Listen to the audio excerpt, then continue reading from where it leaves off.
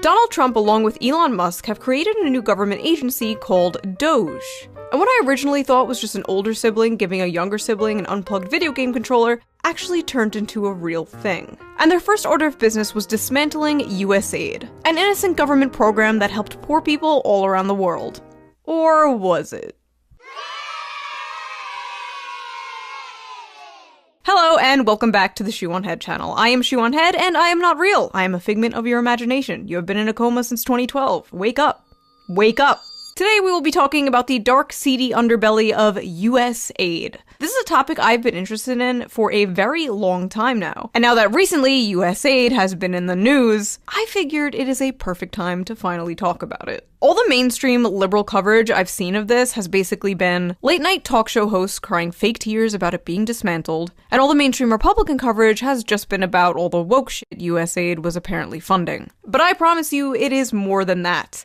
A lot more. If you're not a very political person and you only come here to consume the Reddit gender war slop, you should still stick around for this because this gets juicy. And remember, even if you're not interested in politics, politics is interested in you. And trust me, I understand why some people aren't interested in politics. It's confusing, it's stressful, it's a lot to keep up with. I feel like 500 things happen every single day. But thankfully, I have a tool to help with that. That's right, ladies and gentlemen, this video is sponsored by USAID. Just kidding. This video is sponsored by Ground News. Let's quickly give them a shout out and then we will jump back into this deep dive, shall we? Ground News is a website and an app that gives readers a fun and transparent way to read the news all across the political spectrum, from left, right, and center.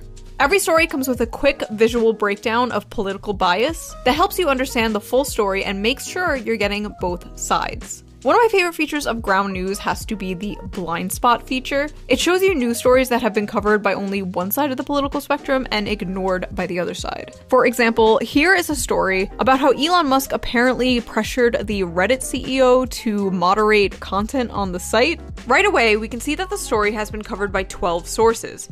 And out of these 12 sources, 75% lean left. And no right-wing sources have covered it. Ground News also makes it really easy to compare headlines to see how political bias or ownership can affect the framing of a story. For example, this right-wing headline about how Trump is taking executive action to make DC safe and beautiful, while this left-leaning headline frames the same story as Trump wants Washington, DC to be Berlin 1939. What? I've been using Ground News for 4 years now because it's great, I love it, and it really helps me see how both sides frame things so differently. Best of all, I am currently offering 40% off their Vantage plan, which is what I use to access all of their amazing features. This comes out to only $5 a month. That's like the price of a coffee, and it is so worth it. It is one of the first apps I check in the morning. It's great. So go to ground.news/shoe or use the QR code on screen right here or use the link in the video description down below. Again, that is ground.news/shoe or click the link down below. I think what they're doing is super important because it helps people approach the news in a more fair and balanced way, and I feel like we need that now more than ever. So thank you to Ground News for sponsoring this video, and thank you, the viewer, for not skipping the ad. Right. Now let's get back to this USAID deep dive, shall we? So Donald Trump and Elon Musk created the Department of Government Efficiency, aka Doge.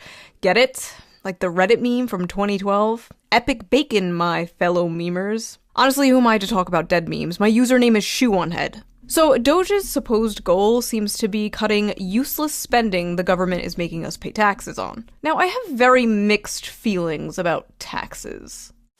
From each according to his ability, to each according to his needs. Taxation is theft! The tree of liberty will be refreshed with the blood of tyrants!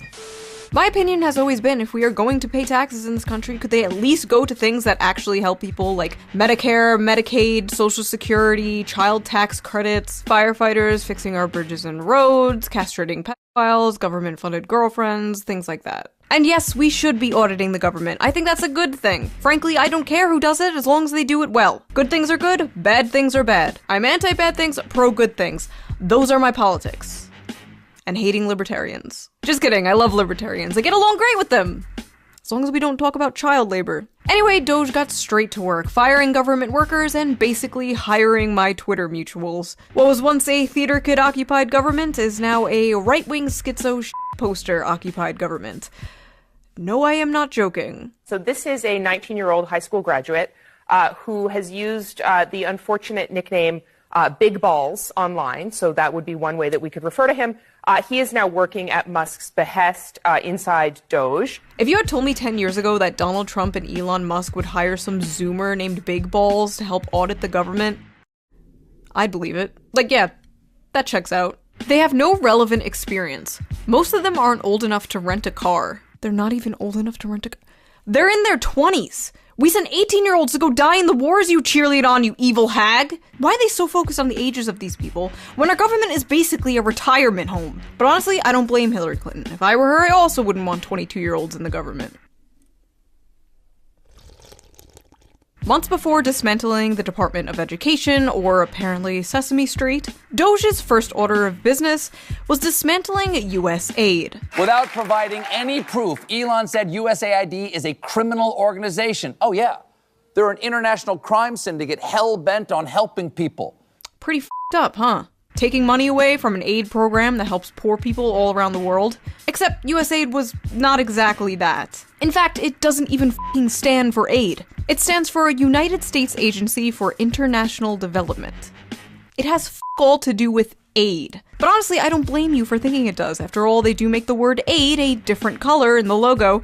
Those sneaky bastards. Although it said USAID provides 42% of global aid, the truth is most of those funds are just spent paying US contractors and secretly conducting regime change all around the world. In fact, 80% of all USAID funding goes to just 75 organizations, while only 6% of that goes to aid. And by auditing USAID, Doge exposed the true, real puppet masters behind the secret cabal of evil masterminds funding the woke ideology spreading all around the globe.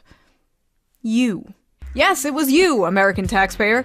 Turns out the deep state was the friends we made along the way. And yes, it's true, we are spending billions of dollars in our tax money to fund things like teaching Sri Lankan journalists how to avoid binary gendered language, combating disinformation in Kazakhstan, promoting inclusion in Vietnam, millions to an Armenian LGBT group, millions to rebuild the Cuban media ecosystem, millions for LGBT causes in the Western Balkans, millions for LGBT activism in Uganda, millions for atheism in Nepal, millions for male circumcision around the world, and $2 million for sex changes in Guatemala. And many other things that were so ridiculous I had to double check to make sure I wasn't being trolled. Taxpayer-funded sex changes in Guatemala?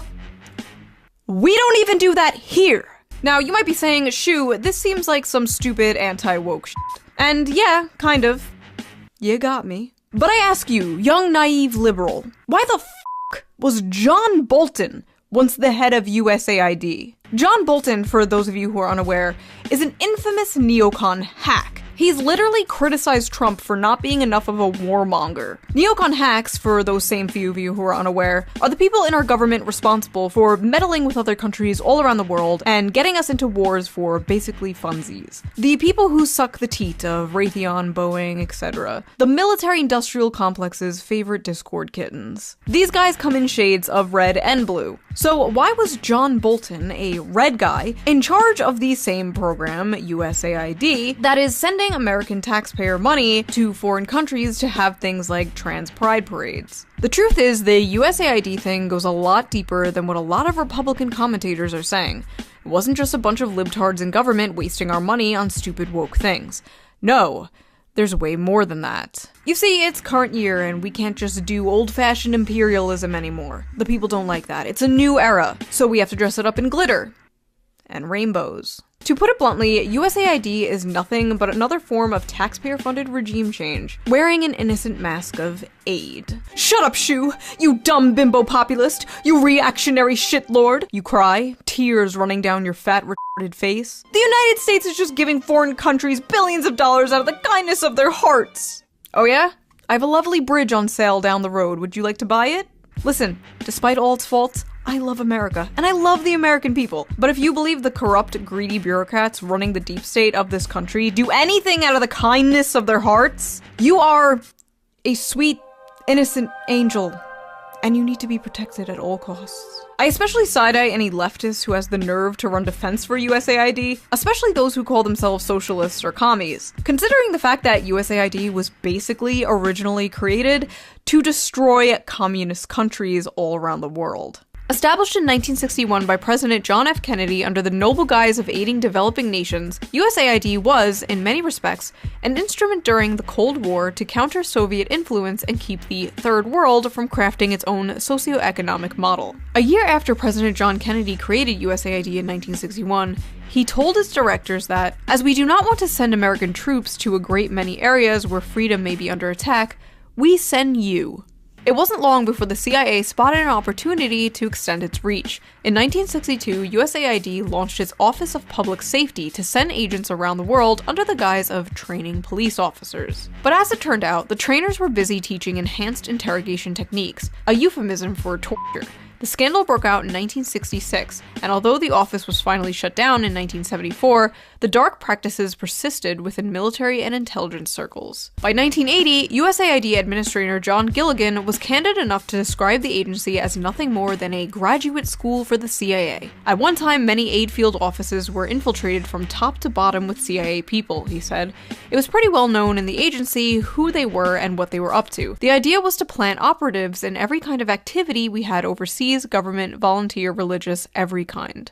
USAID was quickly nicknamed the CIA's little sister. Oh, and here is John Bolton holding a trophy given to him by USAID in the shape of a hand grenade. Yeah, nothing to see here, folks. So let's talk about Zune Zaneo, shall we? Sit down. I love this story. Taken directly from Wikipedia, Zune Zaneo was an online social networking and microblogging service created by the United States Agency for International Development, aka USAID, and marketed to Cuban users. It was covertly developed as a long-term strategy to encourage Cuban youths to revolt against the nation's government. The developers aimed to use non-controversial content, such as sports and music, to build up subscribers and then to slowly introduce political messages through social bots to encourage dissent in an astroturfing initiative. So basically, USAID created a fake-ass social media platform in Cuba with our tax dollars, flooded it with bot content about like sports and music and whatever, just to make it seem normal, then slowly started to manipulate the users and create political division on the app between Cuban citizens in order to create political chaos in this country and a potential uprising. So yeah, how dare we take money away from those starving undercover agents?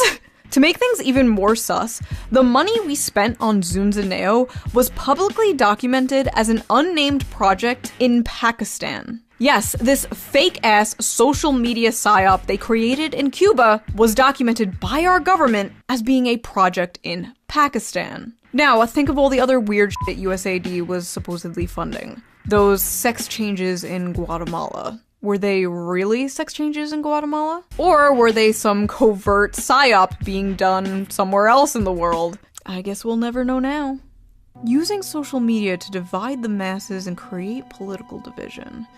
You don't think... No. They wouldn't do that. I mean, it's kind of weird they asked the former founder of Twitter to help with this project, but no. They would only do social media psyops in other countries, right?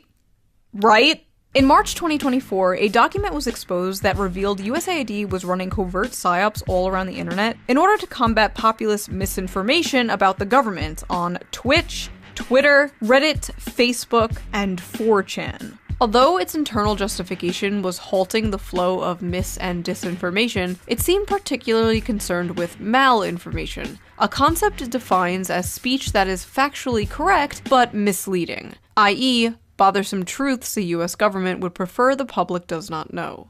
USAID suggests directing the public toward mainstream corporate sources of information and psychologically inoculating them against inconvenient facts that challenge US power by pre-bunking information before people see it. Prebunking includes discrediting the brand, the credibility, and reputation of those making false allegations. In other words, a state-directed attack against alternative media and critics of the US government. So basically, USAID was funding a bunch of dorks to go all around social media and be like, source? Every time someone criticizes the government. This is somehow more pathetic than when I used to use an alt account to defend myself on BreadTube subreddits. That is basically what our government was doing. Also, I like how this implies the people you called a Fed online might have actually been a Fed. There is a chance that you may have fought with a federal agent, a USAID federal agent on Twitter or 4chan. This also implies that, like, streamers and social media influencers may have been funded by USAID. But who? Who among us? Who would be willing to unquestionably, enthusiastically suck establishment cock that hard? For all the bad stuff America does around the world, USAID was just an organization that did a lot of nice things. Like, it put a lot of money into efforts to help people in a variety of ways, like both materially and culturally. It's just like a nice way for the United States to have a positive presence around the world. For the record, I do not actually believe Destiny is being funded by USAID. I just thought that transition was funny. I fucking love that quote, though. USAID was just a nice organization that did a lot of nice things, like culturally help people around the world. Culturally help people? Why are we in the business of cultural imperialism? Why do we have to culturally enrich Latin America or the fucking Balkans? So not only are we the world police, but we are now the world HR department? No thank you. Why are we spending billions of dollars doing fuck-ass shit in other countries while ours crumbles? I don't care about teaching gender studies to Ugandans. The pothole in front of my house hasn't been filled in 3 years. These are my taxes, and I believe my taxes should go to help people in my country. I don't think that's controversial to say. And I know many conservatives agree with me. I'll always hear them say, we can't be spending money in Ukraine. We have to take care of our own. And then they just don't take care of their own. Because that's socialism or communism or something. Listen, do you actually want to take care of your own? Do you actually want your taxes to go towards helping the poor and sick and families in this country? Are you actually America first, or are you corpos and foreign countries first? I'm more than happy to work with you on good things to fix this country. But I don't think the establishment GOP is. You don't want able-bodied workers on a program that is intended, for example, for single mothers with 2 small children who's just trying to make it. That's what Medicaid is for, not for 29-year-old males sitting on their couches playing video games. We're going to find those guys and we're going to send them back to work. First of all, Medicaid is for anyone who needs it, period. And second of all, 29-year-old guys? You mean your fucking voter base? You mean the very demographic that is shifting the entire country in your direction? Those guys? Yeah, we're just wasting so much money helping young men. Those greedy gamers just gobbling up all the tax money. Not massive tax cuts to corporations and the rich. Not all the money to the bloated military-industrial complex. No. Gamers. Young men who can't find a job, can't afford a house, can't afford college. Young men who can't build a family because of the society you created. Those guys, they need to pull themselves up by their bootstraps and pay for their own Medicare. This care isn't for them. It's for women. What? Great to know both sides of the establishment fucking hate young men.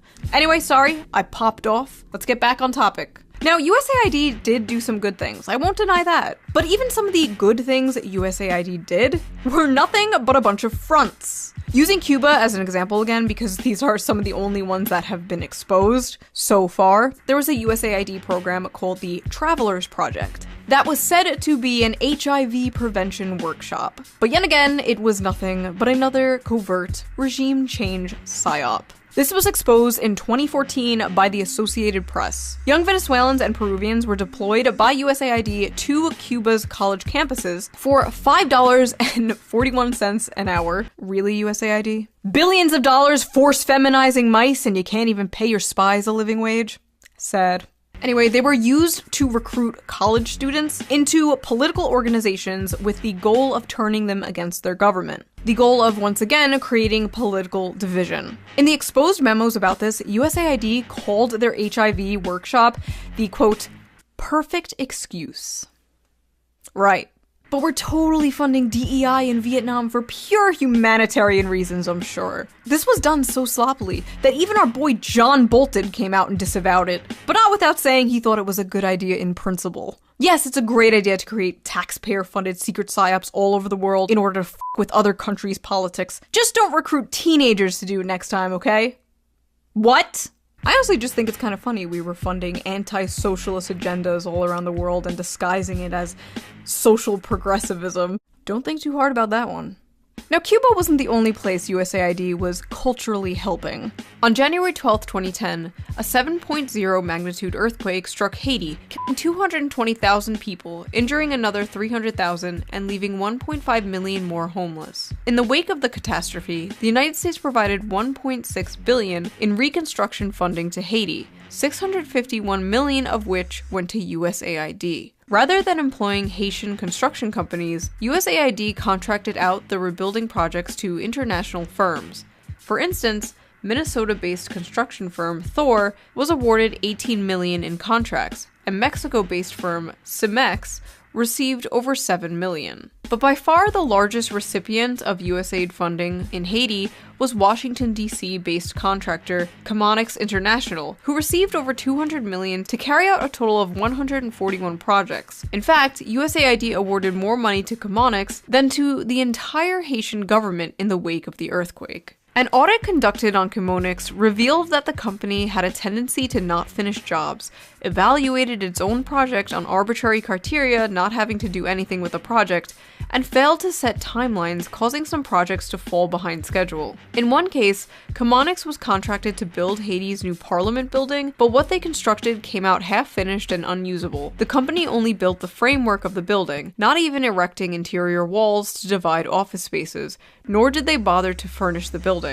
Left with this, the Haitian government was forced to draw $775,000 from its public treasury to complete the project. Despite these disastrous results, Chemonics to this day remains USAID's top contractor. The construction company was awarded $506.4 million in contracts in 2021 alone. In a leaked email exposed by WikiLeaks, they described this tragedy as a gold rush, ensuring that it would be great for international companies. Seems like the only thing they are culturally helping is their own wallets, am I right? And you know how you always hear about how poor people are in Venezuela and how the politicians are so rich and live in luxury? Yeah, part of that has to do with USAID. Billions of dollars of aid we sent to Venezuela just lined the pockets of US-backed politicians there. Only 2% of the aid we sent to Venezuela actually went to help Venezuelans. So at this point, the whole world was basically sick of USAID's bullshit. In 2013, Bolivian President Evo Morales expelled USAID officials from his country on the grounds that the agency had conspired against his government by allegedly manipulating social movements in the country. He also charged that a previous USAID program that sought to help cocoa farms switch to new crops was politically motivated. Russia expelled the agency in 2012 for similar reasons. Its foreign ministry argued in a statement that USAID attempts to influence political processes through its grants. And in February, Kenyan Cabinet Secretary Francis Kimimya claimed that his government had evidence that USAID had hired activists to organize anti-government protests in Nairobi in an effort to topple the government. Oh, and if you're wondering why so many news outlets and journalists were freaking out over the potential shutting down of USAID, yeah, it's probably because it's where their paychecks were coming from. Yeah, apparently USAID was funding about 6,200 journalists and 707 news outlets all across the world. Not even just America. For example, the editor-in-chief of a Ukrainian news outlet wrote that destroying USAID was a greater threat to Ukrainian journalism than the Russian invasion. What? There were independent outlets shutting down everywhere, including Russia after the USAID freeze. So we were apparently funding media in both Ukraine and Russia. I'm playing both sides so that I always come out on top. Serbia, Moldova, all across Latin America, independent outlets shutting down everywhere. All because the little sister of the CIA can't pay no mo. So I have a question. Why the f*** were we funding media in all these other countries? Well, the CEO for the Center of Investigative Reporting, a USAID-supported Bosnian media organization, said it best. Quote, "If you are funded by the US government, there are certain topics that you would simply not go after, because the US government has its interests that are above all else." Oh, I guess that answers my question. USAID is also ridden with other scandals, such as covering up a child sex abuse ring in Kenya, kidnapping and torturing people in Uruguay, forced sterilizing 300,000 Peruvian women, and the famous one you all know, funding drug production in Afghanistan. Oopsie poopsies, we did little fucky wuckies. Now think about all the other shit that hasn't been exposed. These aren't mistakes, these aren't flukes, these aren't little fucky wuckies. This is what this program was set out to do. This is why it was created. We were quite literally funding Globo Homo as a sneaky way to do regime change and American intervention. Or do you think we're spending $1 million in Nepal to promote atheism because Hinduism is such a threat? You're cute. The United States won't sleep until there's an ugly progress flag hanging on a Starbucks on every corner of every street all over the world from Latin America to the Middle East. Ah yes, the greatest American exports, butt, sex, and war. There are a shit ton of old left-wing articles you can find online spanning back to like 2010, even earlier, about how evil USAID is. Now suddenly liberals are acting like it's another fucking beacon of democracy that we have to cry and piss and shit about just because it's Trump getting rid of it. Frankly, I don't care. If they start dismantling things that I do care about, things that do actually help the American people, then I will care. Expose where the trillions of dollars we spent on the Iraq war went next, please. Or, you know, actually release the Epstein files. Do I think Doge cut USAID because they're our great comrade in arms, cutting off the tentacles of American imperialism? No.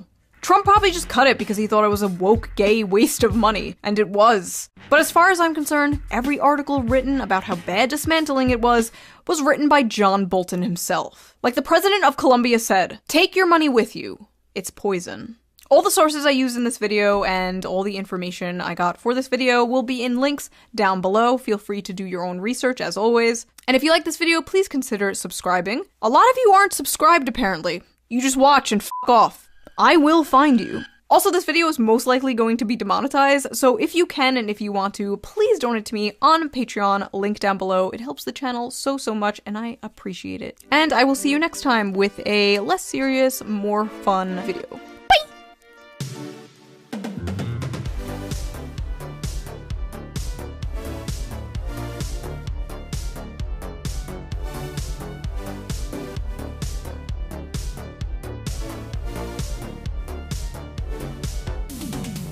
Fucking hate Hillary Clinton.